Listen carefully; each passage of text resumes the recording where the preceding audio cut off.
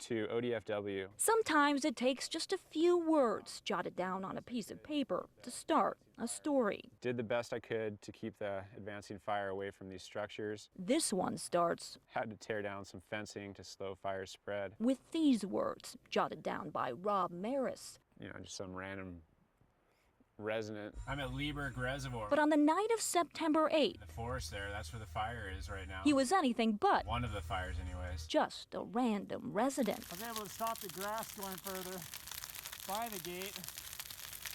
I just have to try and keep this line. That's Rob talking in this video he took as he battled back the flames of the Holiday Farm fire burning along the Mackenzie River east of Eugene. He was fighting to save homes, all by himself. That gate doesn't go up. I'm in the Lieberg hatchery area, and there were a couple of homes that, well, they almost got taken out by the fire. So I'm kind of shaky. It's weird being here. It's been weeks since Rob took that video, but his memory of that night is as bright as the fire. The forest over here was lit up, and a lot of heat coming off of it. I was using my arm while I was running to try and just block, you know, kind of the heat from the blaze. His initial plan was to knock on doors and warn people of the encroaching fire, but when he found no one inside and saw the flames closing in, he picked up the only tools he could find: a shovel, broom, And this is actually the broom that I had used. and 2 fire extinguishers. It was kind of a joke having 2 fire extinguishers with the world ablaze around you. And started to beat And it was kind of like this funny scenario of like whack a fire. back the flames. For about 3.5 hours, it was chaotic running from spot fire to spot fire. It was a close fight. This was the fire.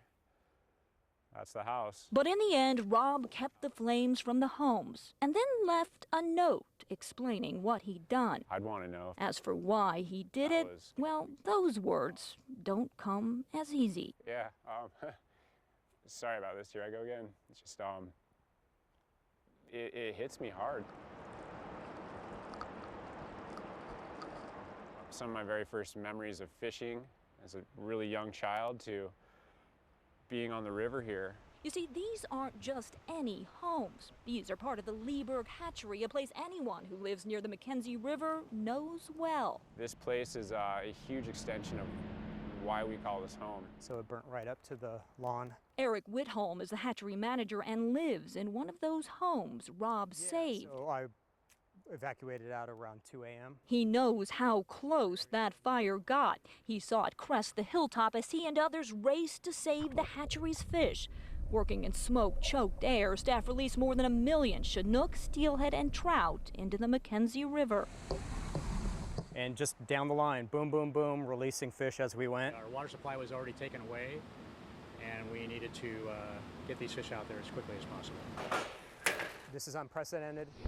You know, we've never released this many fish at one time. It was 4 months early, but just in the nick of time. And right when we were in the vehicles heading out, I looked back and that's where the flames started coming over. All the ponds were empty, except one. So this is the sturgeon pond. Those fish couldn't be released. This is always the highlight. But when word got out they were in trouble, more heroes stepped in. I'll tell you the story. Firefighters from across the area saved the iconic fish by pumping water into their pond. That started what would be a 3-day kind of a task of providing water and oxygen to the fish. They took this video of their effort, which paid off. The hatchery didn't lose a single fish. We felt that we were all right to do what we had to do. In fact, 3 weeks later, it already has a new pond full of Chinook salmon. These are brood fish. And it didn't lose a single home. Yeah. Because along this river, this hatchery is more than just a place for fish.